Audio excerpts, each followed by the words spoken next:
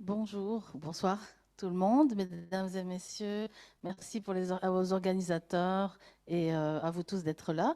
Donc, je suis la doctoresse Eliafi Fabienne, gastroentérologue au Centre de gastroentérologie Beaulieu. Et puis, j'ai le plaisir de vous parler de la grossesse dans les maladies inflammatoires intestinales. Donc, les patients et les patientes se posent énormément de questions concernant ce grand moment de la vie, avec notamment des questions qui commencent déjà sur l'effet de la maladie et des médicaments sur la fertilité, la transmission de la maladie au bébé, le danger pour la maman et notamment de rechute de leur maladie pendant la grossesse, et le danger pour le bébé lié à la maladie et aux médicaments. Il y a également beaucoup d'interrogations concernant les possibilités d'allaitement et à la santé et l'immunité du bébé, ainsi que sur les possibilités d'accoucher par voie basse ou par césarienne. La vie des patients est construite par rapport à leur connaissance de la maladie, qui est variable, mais aussi leur culture, la croyance, leur vie personnelle, leur histoire ou leur grossesse antérieure. Il faut savoir que ce n'est pas parce qu'une grossesse s'est bien passée une première fois qu'elle va se passer de la même manière la deuxième fois. Tandis que la vie des médecins, il sera basé sur des données rationnelles avec les dernières connaissances du moment. Et il y a beaucoup de données qui se sont accumulées pendant des années sur cette situation de grossesse et maladies inflammatoires avec l'arrivée des différents médicaments, des études qui sont rétrospectives, c'est-à-dire sur des cas passés ou des cas qui vont arriver avec des études prospectives, mais beaucoup de données, mais assez hétérogènes. Et grâce à des études d'observation de la population sur de longues durées, ça leur a permis de faire des recommandations d'experts qui sont mis à jour au fur et à mesure de l'arrivée des médicaments et des nouvelles situations, avec notamment, vous avez les recommandations américaines, les dernières en 2019, et les recommandations européennes en 2023. Les décisions qui seront prises sont toujours faites de manière partagée avec le gastroentérologue et l'obstétricien, le médecin traitant, mais dans certains cas, interviennent le chirurgien, le pédiatre, le nutritionniste et d'autres spécialités. La survenue d'une maladie inflammatoire intestinale se passe surtout pendant la période reproductive, puisque c'est surtout chez les personnes jeunes, pas que. Et donc, on constate que 25% des femmes vont concevoir pendant leur maladie. Les taux de naissance sont pourtant beaucoup plus bas chez les femmes qui ont une maladie inflammatoire que dans la population générale. Et on constate que c'est essentiellement un choix ou des craintes. La non-procréation volontaire, donc la décision de ne pas avoir d'enfant, est plus élevée chez les patients atteints de maladies inflammatoires que dans la population générale. Et on constate que ceux et celles qui ne veulent pas avoir d'enfants ont moins de connaissances sur la maladie. Qu'en est-il de la fertilité? En fait, la maladie en elle-même, si elle est quiescente, donc calme, ne va rien changer à la fertilité. Mais si la maladie est active, il y a une diminution qui, par plusieurs mécanismes, l'inflammation, des adhérences, les carences nutritionnelles et la chirurgie, va diminuer la fertilité, notamment des chirurgies plus lourdes comme la proctocolectomie avec poche iléoanale et certaines stomies ou la chirurgie pelvienne. Mais bon, ce ne sont pas le cas de tout le monde. En ce qui concerne les médicaments, il y en a un seul qui diminue la fertilité chez l'homme, c'est le salazopirin ou sulfasalazine, qui est réversible. Mais il y a aussi évidemment le méthotrexate, mais je l'exclus puisque de toute façon, il est contre-indiqué pendant la grossesse, pendant la conception et même 6 mois avant, parce qu'il donne des mutations dans les spermatozoïdes. La question de la transmission de la maladie est importante pour les patients. Je vous ai mis là une étude danoise, car elle est basée sur l'ancienneté de la population pendant une longue durée et qui a permis de recenser 45 000 cas de patients atteints. Et on a constaté que les patients qui ont une histoire familiale, quel que soit le degré de parenté, il y a donc dans leur famille des patients atteints dans 12% des cas. Si on regarde les patients qui ont une maladie de Crohn dans leur famille au premier degré, donc premier degré, c'est les enfants ou les parents, le risque est multiplié par 8. Pour la colite ulcéreuse, multiplié par 4. Et c'est plutôt la même maladie dans la même famille, mais pas toujours. Donc si un parent est atteint, le risque pour l'enfant est multiplié par 2 à 13. Et si les deux parents sont atteints, il y a 30% de risque. Donc, avoir une histoire familiale augmente le risque, mais c'est considéré un faible risque. Pour la grossesse, il y a 3 périodes importantes en ce qui concerne la prise en charge. Il y a la période avant la conception, qui est très importante, le suivi de la grossesse et la période après l'accouchement, donc on dit postpartum, et puis bien sûr l'allaitement à ce moment. Qu'est-ce qui se passe lorsqu'on fait cette visite préconceptionnelle? Ça sert à faire le bilan de la maladie, voir si la maladie est active ou bien contrôlée, dépister l'anémie, les carences, l'état général du patient, refaire les examens nécessaires pour le bilan de la maladie, l'endoscopie, dans certains cas une imagerie, un examen du périnée, et doser les médicaments qui peuvent être dosés avec des taux de médicaments et d'anticorps. Le but est d'optimiser le traitement qui est en cours pour vous mettre dans les meilleures conditions. Et il faut aussi essayer de sevrer les corticoïdes qui ne sont pas bons, qui ont des complications pendant la grossesse, et notamment le diabète gestationnel, par exemple. Et le but est d'avoir une rémission sans corticoïdes, idéalement de 3 mois, pour être sûr que la maladie est calme.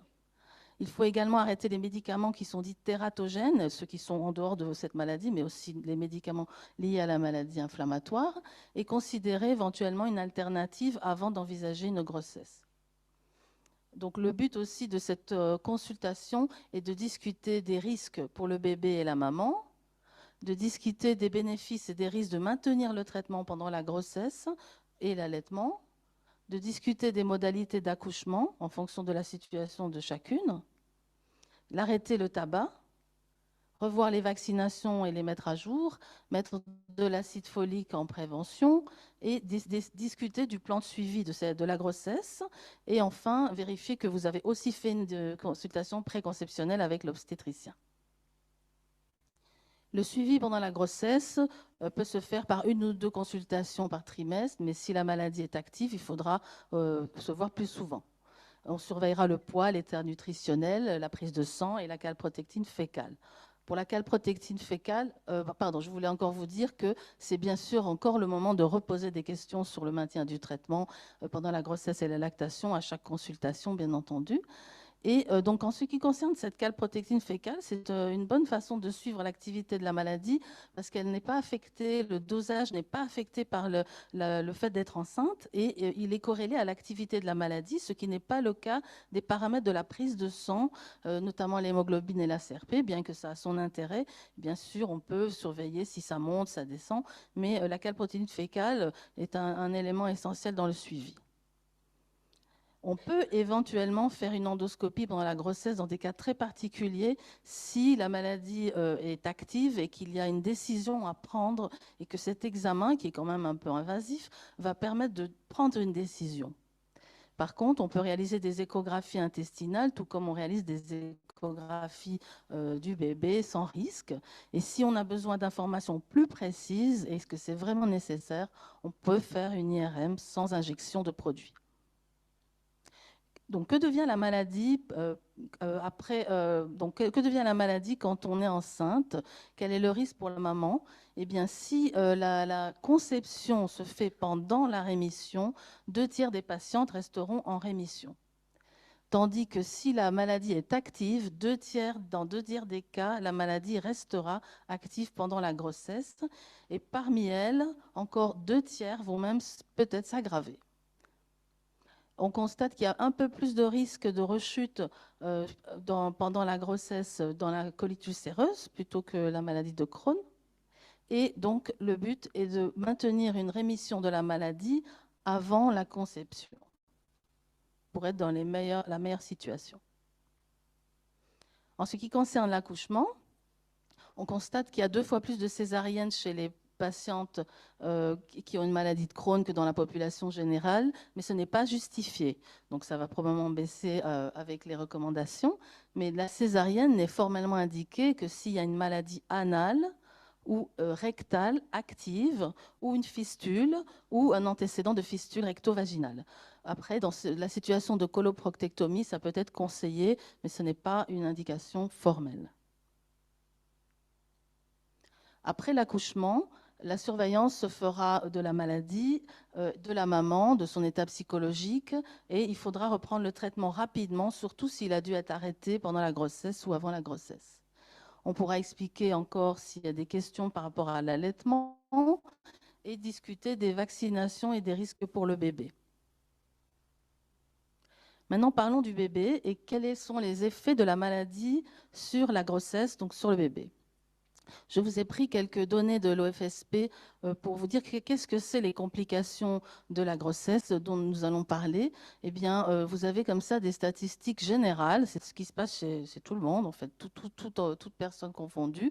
Donc, le taux de fausse couche est de 24%, mais la grande majorité se passe au premier trimestre et c'est un peu physiologique pour éliminer les accidents, on va dire.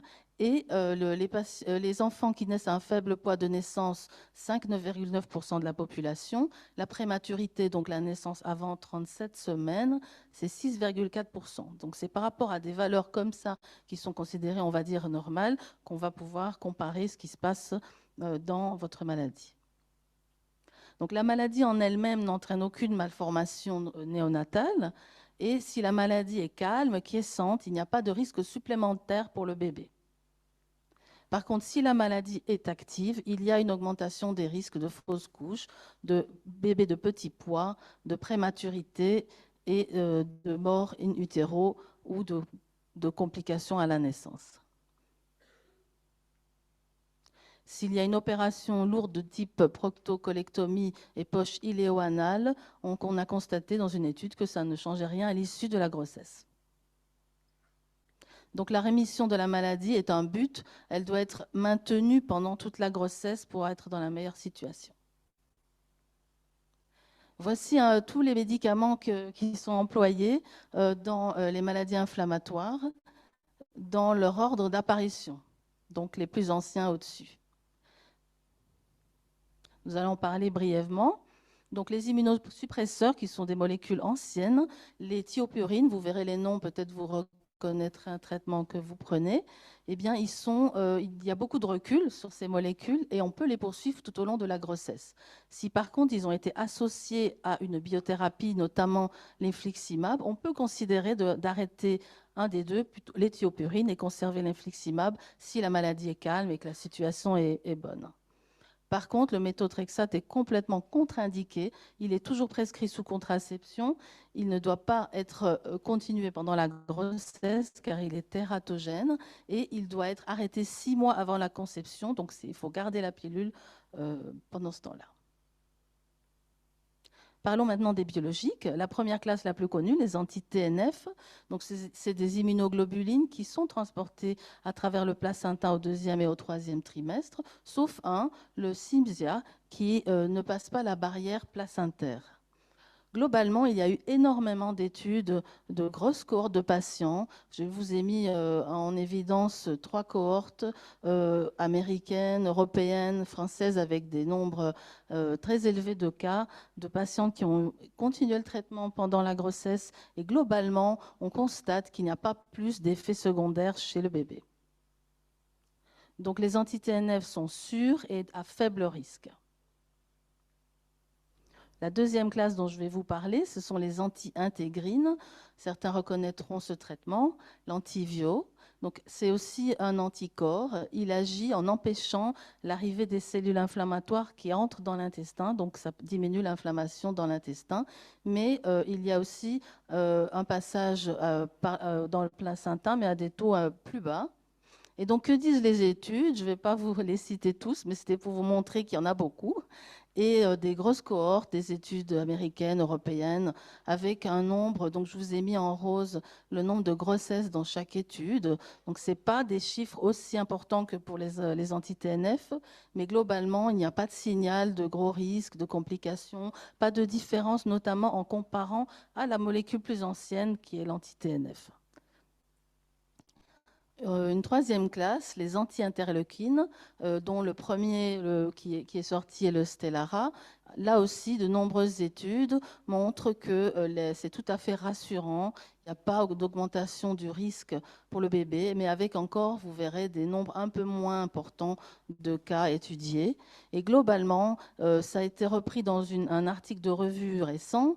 Donc, avec les données actuelles qui, il faut admettre, ne sont pas aussi importantes que pour les anti-TNF, Ces deux médicaments, donc l'Entyvio et le Stelara, sont considérés à faible risque pour la grossesse et l'allaitement et peuvent être employés. Bien sûr, il y a de nouvelles molécules dans la même classe, donc toujours dans les anti-interleukines, et on a moins de données. Il y a plusieurs molécules nouvelles. Je vous ai mis un peu en évidence. Alors, il y a des données assez hétérogènes, mais globalement, on a l'impression que le signal, il n'y a pas de signal inquiétant, mais on ne peut pas le recommander encore car nous n'avons pas assez de cas pour l'affirmer 100%, mais c'est plutôt bien parti, on va dire. Donc finalement, les biologiques, donc tous ces trois classes de molécules dont je vous ai parlé, si on conclut en se basant sur les dernières recommandations d'experts européens en 2023, voilà ce qu'ils nous disent. Si au moment de la grossesse, malheureusement, la maladie est active ou qu'elle a été très difficile à contrôler avant la grossesse, eh bien, il est recommandé de continuer les anti-TNF ou les biologiques tout au long, puisqu'on part déjà avec une maladie active. Si par contre la patiente est en rémission sous anti-TNF, on peut le continuer et il vaut mieux le continuer au moins jusqu'au 3e trimestre. Mais si la patiente souhaite l'arrêter avant le 3e trimestre et qu'elle est en rémission depuis très longtemps et qu'elle le souhaite et qu'on le fait, dans ce cas, il faudra bien le reprendre très rapidement après l'accouchement. Si la rémission a été obtenue par les autres classes, donc l'Entyvio, le Stelara, eh bien, les données étant pas aussi nombreuses, mais quand même rassurantes, et que vu le risque de rechute et qui doit être évalué au cas par cas, ce sera une décision individualisée, et dans beaucoup de cas, on le poursuivra. Quand on poursuit le traitement, on fait attention pour fixer la dernière perfusion ou la dernière dose de biothérapie de manière à ce qu'au moment de l'accouchement, les taux soient les plus bas et que le bébé soit moins imprégné par le médicament. Je dis juste un petit mot d'une autre classe de molécules parce que certains d'entre vous ont peut-être ce traitement. Ce sont des molécules plus récentes de la classe des anti-JAK et modulateurs du récepteur S1P1, des noms très barbares, mais des médicaments très efficaces. On ne peut pas les recommander ni pendant la grossesse ni l'allaitement et il faut même les arrêter avant la conception parce qu'il n'y a pas assez de données pour l'instant. Que se passe-t-il si malgré tout, une poussée survient pendant la grossesse? Eh bien, rassurez-vous, il y a beaucoup de médicaments qui peuvent être débutés pendant la grossesse. Notamment, vous avez en première ligne les aminosalicylés, les corticoïdes, et puis les anti-TNF en premier choix, et puis les deux autres, ustekinumab et vedolizumab, donc Entyvio et Stelara. Et puis, on peut utiliser des antibiotiques si c'est nécessaire, des antidiarrhéiques. Ce qui est contre-indiqué, c'est ceux dont je viens de vous parler, les tout nouveaux, qui n'ont pas beaucoup de données. Le choix du traitement à ce moment-là dépendra de la sévérité de la maladie et de l'âge gestationnel. Si on est très proche de l'accouchement, il vaut mieux parfois mettre fin à la grossesse et accoucher plutôt que de commencer un traitement juste avant d'accoucher. Et donc, c'est une décision qui sera faite avec tous les spécialistes et l'avis de la patiente, bien entendu. Et il peut arriver, dans de très rares cas, qu'on ait besoin d'une chirurgie. Comment faire pour prendre cette décision? Eh bien, c'est vraiment quand il faut opérer, il faut opérer. Voilà, c'est un peu ça. Et parfois, on va faire une césarienne pour terminer la grossesse et pour pouvoir opérer la maman. Mais c'est exceptionnel. Donc, en ce qui concerne le bébé, sa vaccination, donc si la maman a été sous traitement, il y aura une imprégnation du bébé. Et on a constaté que les taux dans le sang du bébé restent présents. Après, quand on dit présent, c'est des taux très faibles. Pendant 9 mois en ce qui concerne l'infliximab et 6 mois pour l'adalimumab. Et donc, il est conseillé de ne pas mettre de vaccin vivant 6 à 12 mois après l'accouchement. Mais les vaccins inactivés sont possibles. Et ce sera de toute façon discuté avec le pédiatre. Comme pour les deux autres médicaments, on a un peu moins de données, on fait un petit peu la même chose, bien que le vedolizumab, en fait, il est moins concentré dans le sang du bébé à la naissance et il disparaît assez vite. On fait un petit peu le même schéma pour l'instant. Pour l'allaitement, diminue le risque de développer une IBD chez le bébé, donc il est quand même conseillé. Les médicaments autorisés sont les suivants. C'est un petit peu la même chose finalement que pour la grossesse, avec quelques petits détails. On n'a pas constaté de risque infectieux important pendant l'allaitement pour le bébé. Et à part les 2 dernières molécules où on a un peu moins de données, mais finalement c'est assez rassurant. Les médicaments contre-indiqués sont les mêmes finalement, le méthotrexate qui de toute façon doit être arrêté bien longtemps avant, et les nouvelles molécules. Comme antibiotiques, on évite le métronidazole pendant l'allaitement, et les conseils généraux, c'est de ne pas stimuler la lactation puisqu'on va concentrer le produit dans le lait. Donc il faut bien s'hydrater et pas tirer, pas stimuler, voilà, pour avoir les taux les plus faibles dans le lait. Donc en conclusion, le but c'est d'avoir une maman en bonne santé. Et pour l'avoir en bonne santé, il faut une rémission avant la conception et une rémission pendant la grossesse. Et pour cela, dans la mesure du possible, il vaut mieux garder le traitement qui fonctionnait avant la grossesse et le poursuivre. Donc la prise en charge médicale avant la conception permet une meilleure préparation des parents, de la maman, une meilleure compréhension des choix, avec des explications rationnelles, comme vous avez eu ce soir, et par conséquent, un meilleur contrôle de la maladie avec moins d'anxiété et une meilleure issue de la grossesse. Merci.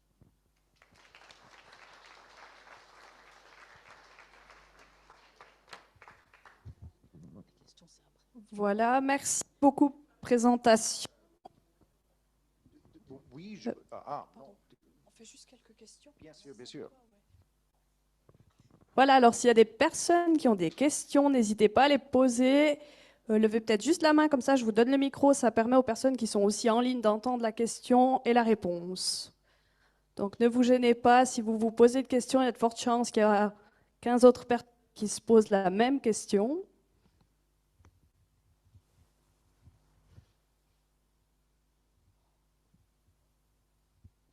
Non, toujours pas. Vous pouvez. Il n'y a vraiment aucun souci. Hein. Peut-être après.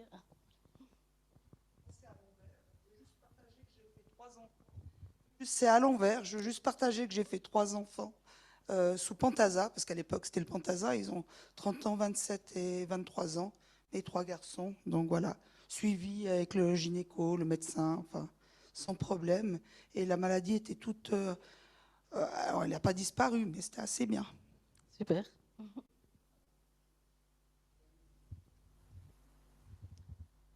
Merci. On a juste une question qui nous a été donnée en ligne, si j'ose vous la lire. Pardon, 2 questions. Donc la première, que faire si la calprotectine fécale augmente pendant la grossesse, mais patiente en rémission clinique? Optimisation du traitement ou maintien du traitement? Donc on essaie dans la mesure du possible de maintenir le même traitement et de l'optimiser s'il y a besoin, parce que les changements de traitement doivent être réservés à des poussées sévères. On doit surveiller et essayer d'optimiser. D'accord, merci. On a une deuxième question qui est venue en ligne. Donc, est-ce que vous avez des infos sur les grossesses sans médication?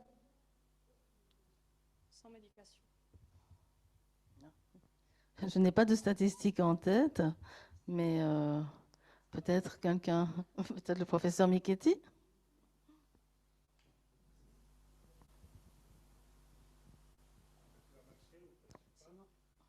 Merci.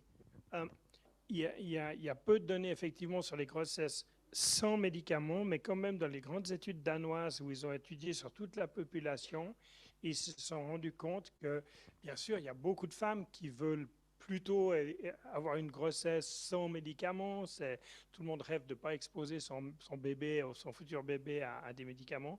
Et ce qu'ils ont montré, c'est que quel que soit le médicament, si on comparait des femmes qui avaient stoppé ce médicament à celles qui avaient opté de le continuer pendant la grossesse, eh bien, le devenir des bébés était meilleur avec médicaments que sans médicaments. Parce que, évidemment, les femmes faisaient plus de rechutes sans médicaments et que finalement, l'ennemi de la grossesse, ce n'est pas le traitement, c'est la rechute. Merci. Voilà, merci beaucoup. Une question. Non. Alors, merci beaucoup. Merci à Présentation. tous.